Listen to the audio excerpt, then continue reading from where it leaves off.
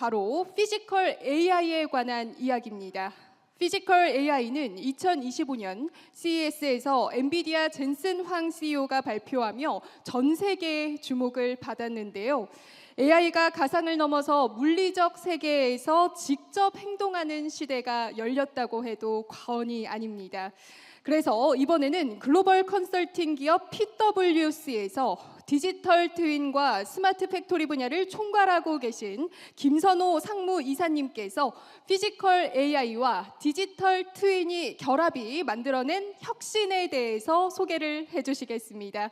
김선호 상무이사님을 지금 무대로 모시겠습니다. 큰 박수로 환영해 주시기 바랍니다.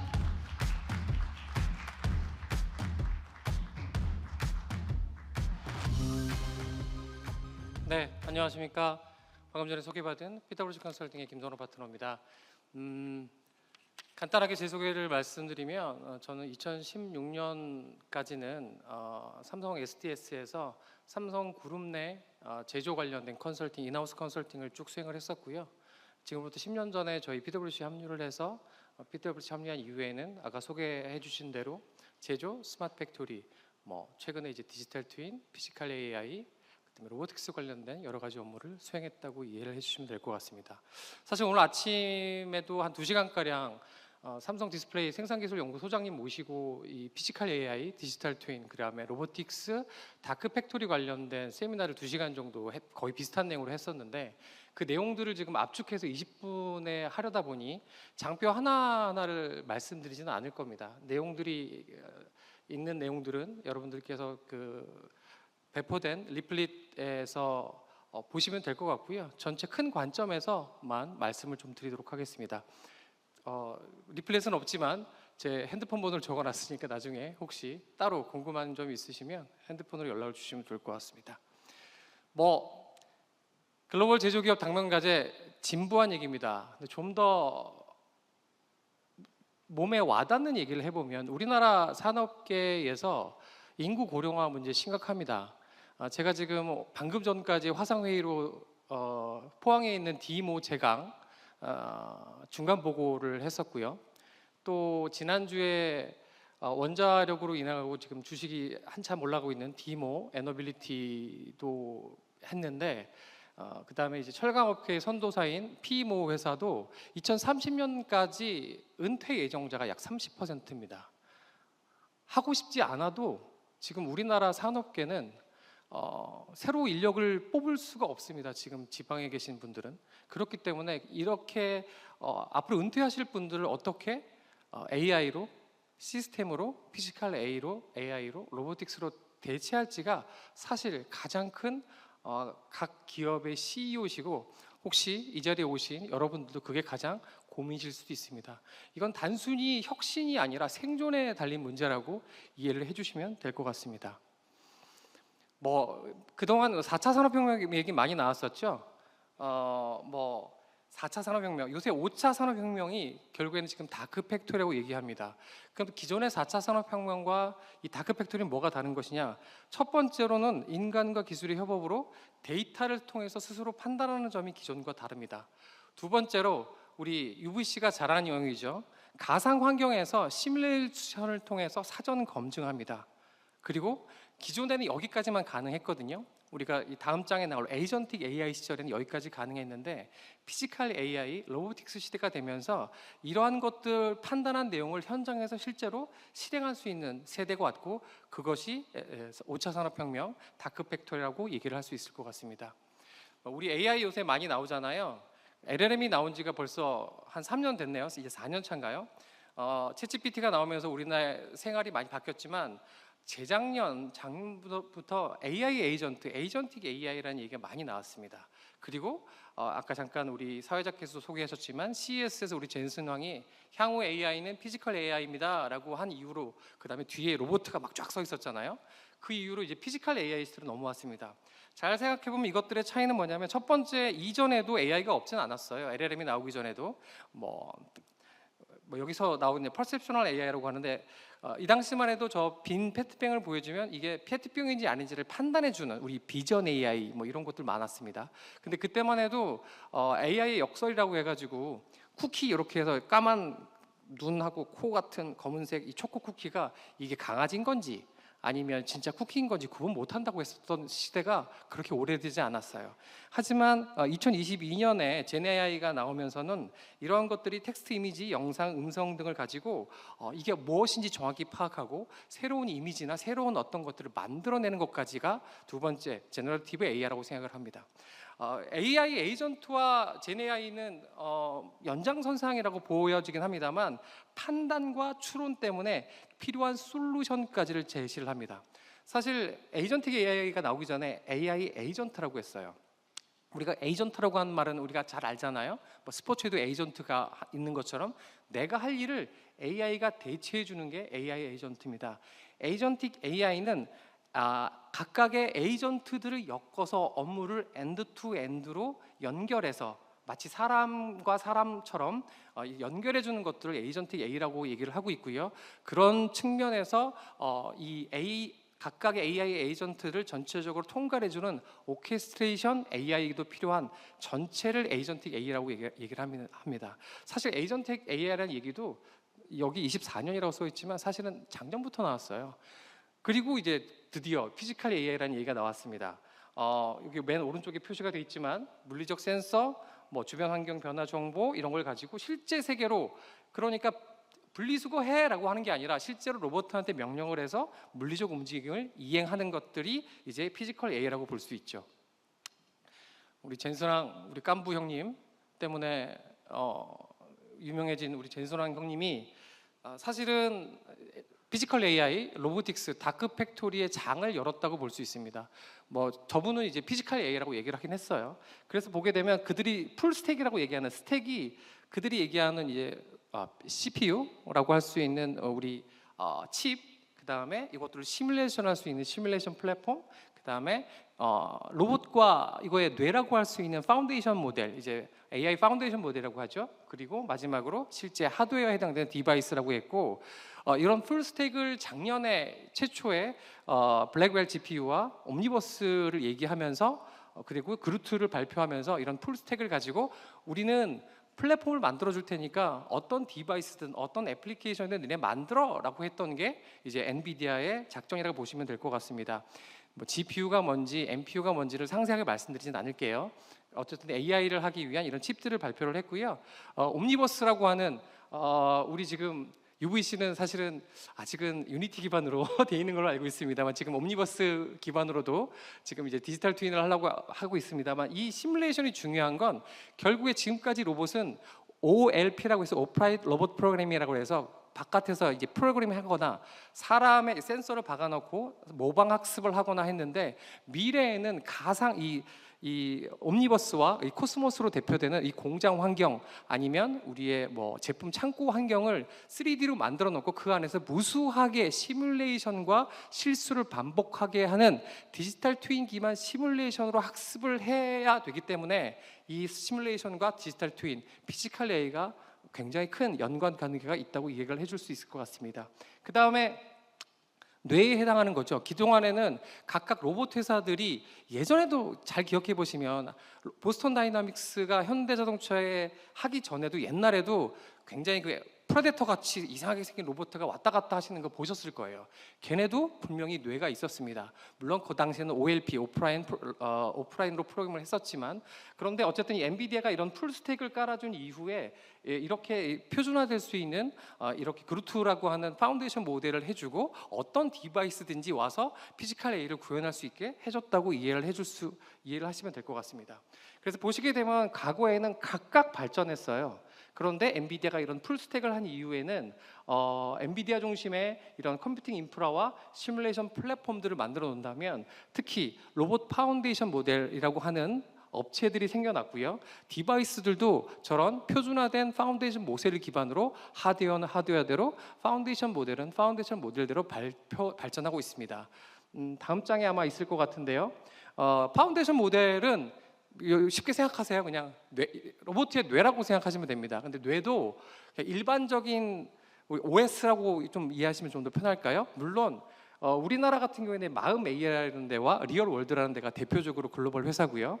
글로벌하게는 스킬드 AI, 피지컬 인텔리전스가 실리콘밸리에서 굉장히 유명한 RFM 모델이라고 할 수 있습니다.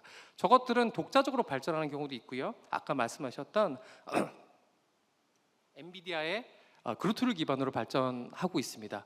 이런 파운데이션 모델 위에는 보통 저희가 이제 리얼월드랑 협업하기 위해서 미팅을 굉장히 여러 번 하고 있는데 기본적인 파운데이션 모델 위에 산업용 특화 모델들을 또 따로 만들고 있습니다. 그래서 기본적으로 우리가 얘기하는 뭐 자연어로 명령을 하게 되면 VLL이라고 하는 여러 가지 우리가 언어로 얘기하든 음성으로 얘기하든 텍스트로 하든 간에 그걸 받아들여서 실제로 그걸 행동으로 옮기는 파운데이션 모델 위에 우리가 생산 공장과 호텔과 가정은 다르잖아요. 네, 그런 측면에서 각각의 버티컬하게 이런 모델들을 만들어 가고 있다고 이해를 하시면 될 것 같고요.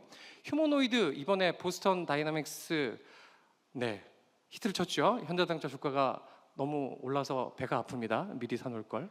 그거 말고도 사실 그 전에는 중국이 훨씬 앞섰어요. 작년 중반까지만 해도 아직 옵티머스가 옵티머스하고 헷갈리네요. 테슬라 거랑 이름을 헷갈리긴 합니다만 현대자동차 로봇보다는 오히려 지금 여기 있는 유비텍이라든가 유니티리가 훨씬 더 로봇 자체로는 앞섰어요. 기억나실지 모르겠지만 쿵푸 로봇 기억나십니까? 그게 이제 중국의 유니티리라고 작년 초반에 발표를 했고 사람하고 로봇하고 차면 막 일어나고 했던 것들이 있어요. 그거는 안타깝게도 OLP 기반으로 미리 사전 프로그래밍 된 겁니다.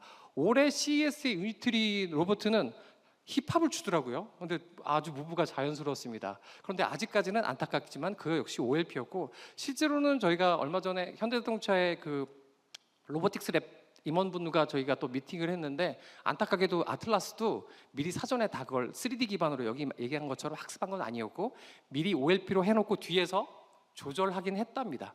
얼마 전에 또 이 백덤블링 하는 것도 보스턴 다이내믹스에서 또 유튜브에 올렸는데 그것 역시 아직까지는 기본적인 OLP와 뒤쪽에서 리모컨으로 했다고 보시면 되는데 어쨌든 간에 지금 글로벌한 추세는 이런 뇌에 해당되는 파운데이션 모델과 실제 로봇을 발전하는 양대 축으로 발전하고 있고 또 필요에 따라서 여기 말하는 이 RFM 회사들과 로봇 회사들이 합작해서 현재 특화된 작업들을 하고 있다고 이해를 하시면 될 것 같습니다. 네, 우리가 얘기하는 빅테크 기업들 열심히 합니다. 하지만 엔비디아가 보시는 바와 같이 이 빨간색으로 표시된 부분이 이미 상용화된 거고 회색으로 된 부분은 이렇게 참여한 부분인데 역시 엔비디아 굉장히 발전하고 있습니다. 과거에는 아마존이 이런 부분에 굉장히 많이 발전을 했는데 아마존은 대외 사업을 하기보다는 자기네 물류창고, 자기네 물류망을 효율화하는데 좀 더 큰 목적을 보인다고 이해를 하시면 될 것 같습니다. 우리 기존의 우리 산업용 장비라고 할 수 있는 뭐 지멘스가 됐던 슈나이더가 됐던 얘네들은 기본적으로 우리 자동화 장비 다시 한번 얘기할게요. 잘 생각해 보시면 우리 공장을 뒤쪽에도 나와 있습니다. 공장을 우리가 다크 팩토리로 나눌 때 제일 첫 번째 하는 것들은 사람이 하는 것들을 어떻게 장비로 바꿀까? 그게 생산 장비입니다. 산업용 장비예요. 생산 장비. 두 번째 우리가 나르는 거 그게 물류 장비입니다. 컨베이어로 대비되는 요새 AMR이라고 하죠. 이게 안 되면 이 두 개가 안 되면 그 다음에 하는 게 우리가 산업용 로봇이에요. 로봇팔 아래에 있는 쿠카, 야사카와 같은.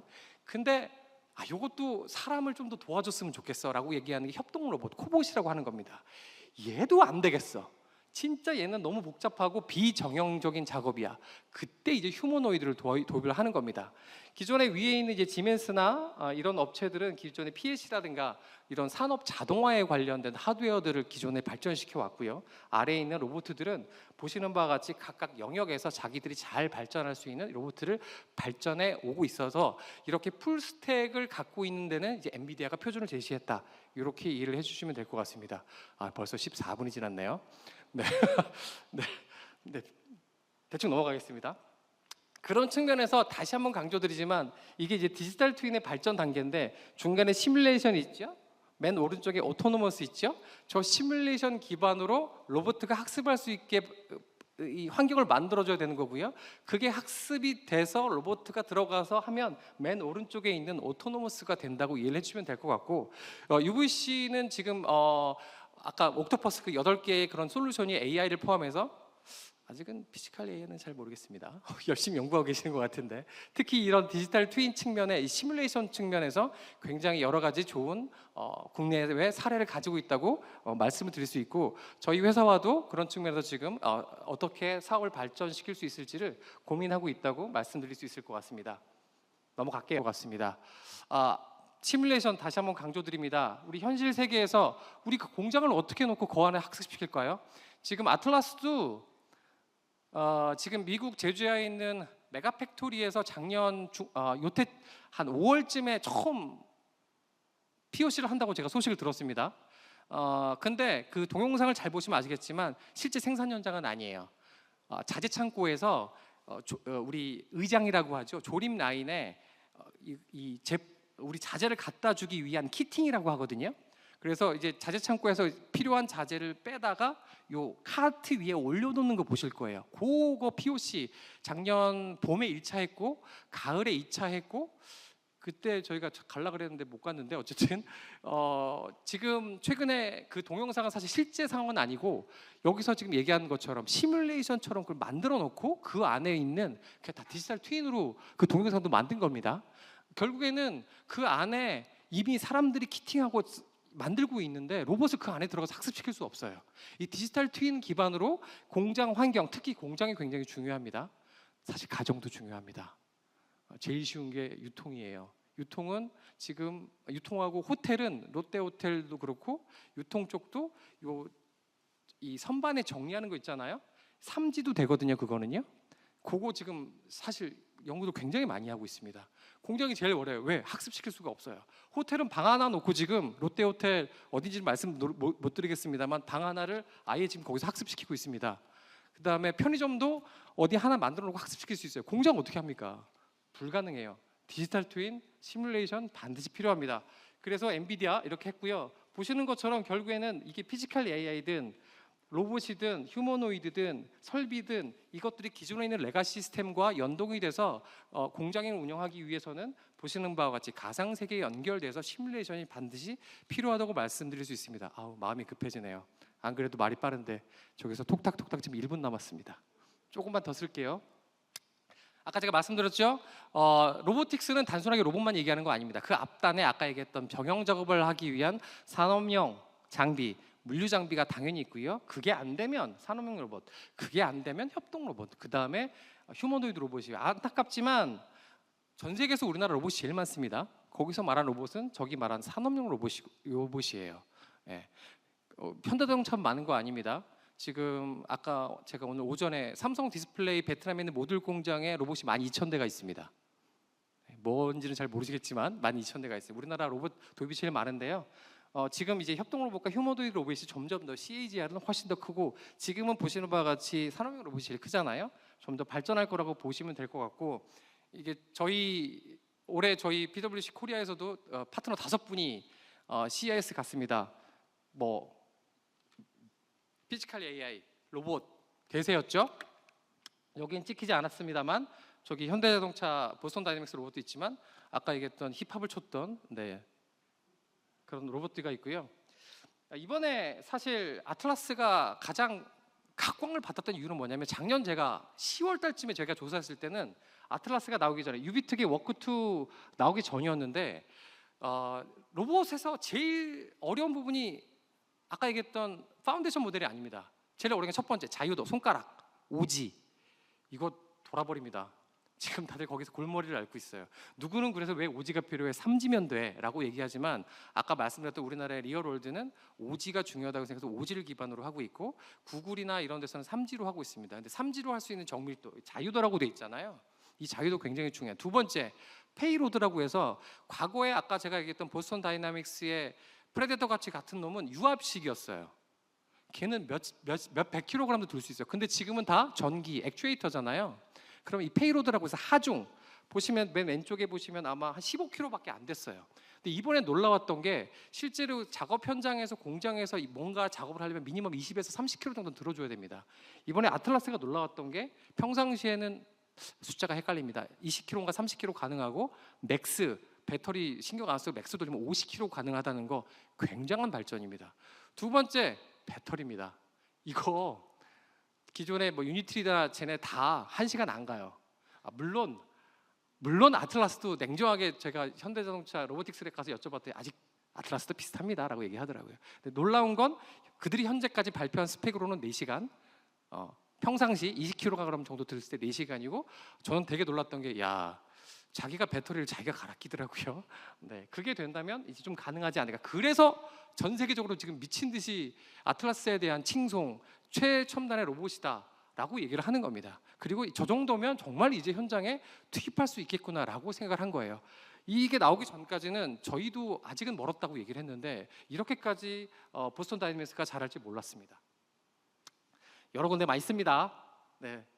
뭐 그래서 아까 말씀드렸듯이 이렇게 파운데이션 모델 하드웨어 이렇게 지금 짝짝꿍 열심히 하고 있다고 이해를 해주시면 될 것 같고요. 결국에는 우리가 다크 팩토리를 가려면 아까 말씀드렸듯이 에이전틱 AI든 피지컬 AI든 두뇌가 있어야 돼요. 인지하고 판단해야 됩니다. 두 번째로 그거를 생산 현장에 돌리기 전에 돌려봐야 돼요. 디지털 트윈 시뮬레이션 필요합니다. 그리고 실제 그것들을 실행할 수 있게, 여기서 말한 로보틱스는 아까 말씀드렸던 생산 장비, 물류 장비, 산업용 로봇까지 다 포함합니다. 이 세 개가 돼야지만이 우리가 얘기하는 다크 팩토리 미래 제조의 투비 모습이라고 보실 수 있을 것 같아요. 저희 PwC는 열심히 잘 앞에 비저닝부터 뒤쪽에 아마 임플레멘테이션하고 오퍼레이션은 우리 UBC 같은 소프트웨어 업체, 그다음에 실제 장비를 제조하는 업체들하고 같이 합니다만 저희 앞쪽에 이런 비저닝과 마스터 플래닝 프로세스를 열심히 잘 하고 있고요. 아까 잠깐 말씀드렸지만 기존의 디지털 트윈 말고 여기서 4번까지가 우리나라 정부에서도 얘기하는 스마트 팩토리의 단계입니다. 그 다음 단계 뭐냐? 결국에는 진짜 현장에 사람이 없는 것, 아예 사람의 개입이, 물론 이거는 업종에 따라 좀 달라요. 반도체는 지금 거의 다크 팩토리에 가와 있습니다. 지금 팹 현장에 보면 수리하는 사람밖에 없어요. 평택 공장에 가보시면 이천이나 평택 공장에 가보시면 축구장 4배 크기인데 개미 새끼 한 마리 없습니다. 가끔 지나가는 사람은 고장난 거 수리하는 사람이에요. 지금은 근데 그것도 수리를 AMMR을 도입해서 수리하자고 지금 반도체는 하고 있습니다. 하지만 아까 얘기했던 배는 아직 가려면 멀었겠죠. 기존에 이제 4단계까지가 스마트 팩토리라면 마지막 5단계가 다크 팩토리라고 얘기할 수 있을 것 같고요. 여러 가지가 있습니다만 분석 및 지동화는 당연히 AI겠죠. 물리 디지털 통합은 디지털 트윈입니다. 데이터 네트워크 굉장히 중요합니다. 그래서 5G, IIoT 얘기 나오는 거고요. 당연히 아까 말씀드렸던 자동화 장비, 로봇, 설비 중요하고 굉장히 또 강조할 수밖에 없는 게 우리 보안. 네, 네트워크로 연결돼야 되는데 이 보안 어떻게 할 겁니까? 로봇 보안 어떻게 할 겁니까? 굉장히 중요합니다. 네, 2시간짜리를 지금 25분 만에 마치려다 보니까 제가 마음이 급해져서 말도 너무 빨라지고 했습니다만 지금 이제 피지컬 AI와 다크 팩토리, 디지털 트윈, 스마트 팩토리, SOF, 소프트웨어, 디자인드 드리븐 팩토리, SDM, 소프트웨어 드리븐 매니팩처링, 팩토리 OS, 저희 같은 컨설팅 회사가 참 그래서 아직 먹고 살 수 있을 것 같긴 합니다만 별로 어려운 개념 아닙니다. 다 똑같아요. 결국엔 제조기업에서 제조 생산성을 높이고 싶은 거예요. 그러려면 어떻게 하든 데이터를 만들어야 되고 이 데이터를 기반으로 사람의 개입을 최소화하고 싶은 겁니다. 업종별로 회사마다 그 목표와 방향은 다릅니다. 하지만 그 모든 것들 우리 UBC에서 하고 있는 그 8개의 솔루션들을 잘 조합을 해야지만이 각 회사마다 필요한 생산성, 또 이 생산성이 회사마다 달라요. 어떤 거는 설비 효율을 높이는 게 생산성일 수도 있고요. 사람의 생산성을 높이는 게 생산성일 수도 있습니다. 그런 목표들을 하는 게 이제 저희 같은 회사들인 거고요. 그거에 대한 솔루션은 UBC의 솔루션을 쓰시면 될 것 같습니다. 짧지만 마치도록 하겠습니다. 감사합니다. 네, 감사합니다. 김선호 상무이사님께 다시 한번 큰 박수 부탁드립니다. 네, 이렇게 글로벌 관점에서 디지털 트윈과 또 이 제조와 어떤 방식으로 연결되는지에 대해서 짚어주셨는데요. 다시 한번 더 높은 글로벌 관점에서 짚어주신 그 유익한 발표 잘 들었습니다. 다시 한번 상무이사님